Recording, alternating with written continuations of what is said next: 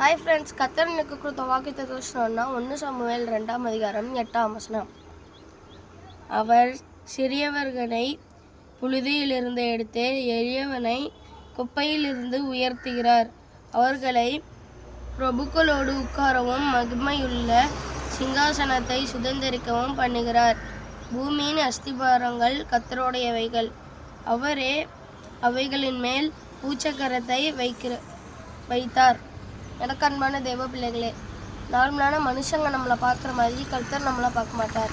எப்படி பார்ப்பார்னா, சிறியவர்களை புழுதியிலிருந்து எடுத்து எளியவர்களை குப்பையிலிருந்து எடுத்து உயர்த்துகிற தேவனாக இருக்கிறார். அது மாத்திரமல்ல, நம்மளை பிரபுக்களோடு உட்கார வைக்கிறார்.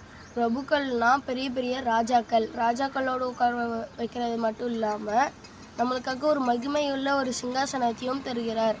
ஸோ நீங்கள் கர்த்தரை விசுவாசிங்க, கர்த்தருடைய பிள்ளையாக இருங்க. ஆமென். லைக் பண்ணுங்கள், சப்ஸ்கிரைப் பண்ணுங்கள், ஃபாலோ பண்ணுங்கள்.